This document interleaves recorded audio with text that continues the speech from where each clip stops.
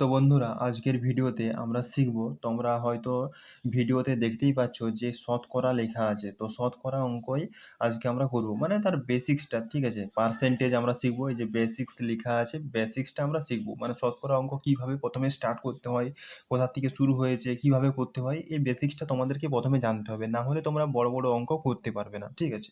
তো চলো করি। দেখো এখানে 100% সমান কত অংশ বলা হয়েছে। ধরো তোমার কাছে 100% ধরছি আমি 100 টাকা, ঠিক আছে? 100/100 লিখছি আমি, 100/100।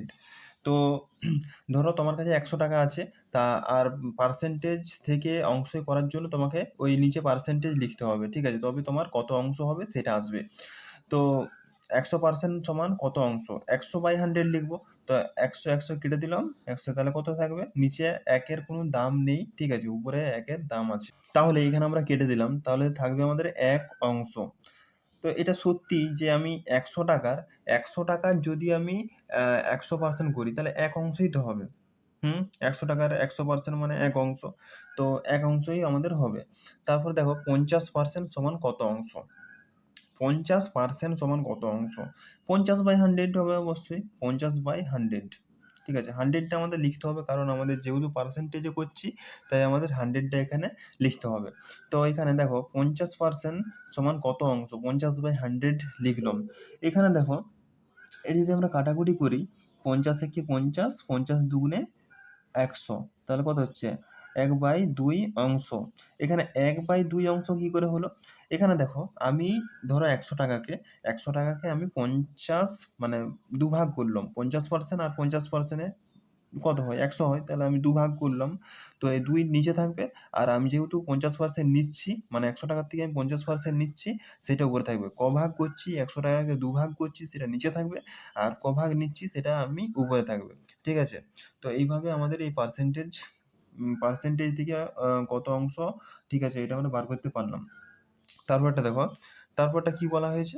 তারপরটা বলা হয়েছে তোমার 33.1 সমান কত অংশ? 33.1 সমান কত অংশ?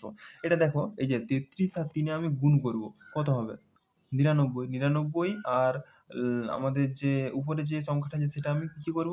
যোগ করে দেবো। তা 99 আর 1 যদি আমি যোগ করি কত হবে? 100। 100 লিখছি। 100 বাই এই যে ৩ টা নিচে থাকবে, গুণিত 100। এই 100 টা সবসময় আমাদের নিচে লিখতে হবে পার্সেন্টেজের সময়। ঠিক আছে? এবার আমরা 100 100 কেটে দিলাম। ১ থাকবে, ১ থাকবে। এখানে দেখো ৩ একে ৩ যদি আমি গুণ করি ৩ ই হবে। আর উপরে আমি ১ বসবে। আর কোনো সংখ্যা নেই। তাহলে ১/৩ অংশ। ১/৩ অংশ হচ্ছে আমাদের উত্তর। তাহলে আমাদের ১০০ টাকাকে ৩ ভাগ করছি। ৩ ভাগ করে তার আমি 33.1 আমি নিচ্ছি। সেটা আমার উপরে থাকবে। ঠিক আছে? বুঝতে পারছো অবশ্যই নিশ্চয়ই।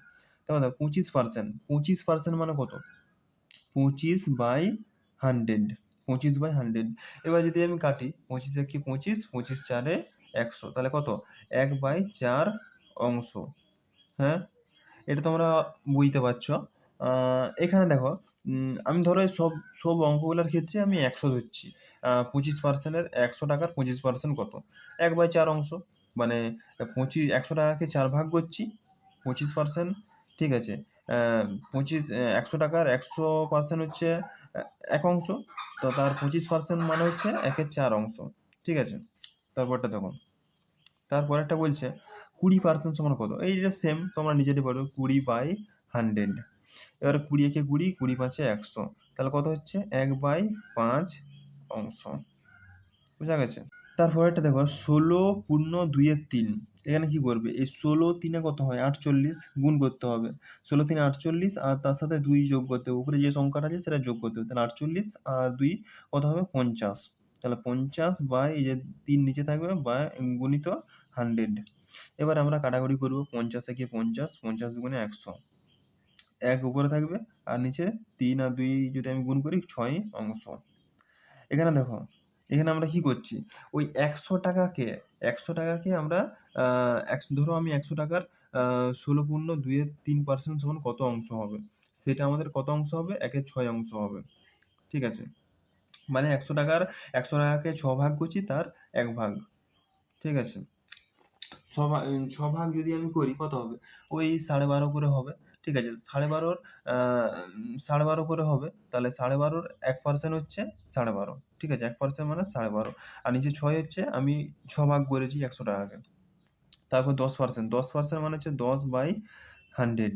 এখানে কাটাকুটি করব, 10 একে 10, 10 10 এ 100, তাহলে কত হচ্ছে 1/10। 10% মানে এখানে দেখো আমি ৳১০০ কে 10% মানে 10 ভাগ করছি, 10 নিচে থাকবে আর তার থেকে 1% নিচ্ছি, মানে ৳১০০ র 1% কত? 10 ভাগ মানে 10%, সেটা থাকবে উপরে। ঠিক আছে? আশা করি তোমরা বুঝতে পেরেছ। ঠিক আছে? এটা অংশটা লিখে দিলাম। ধন্যবাদ।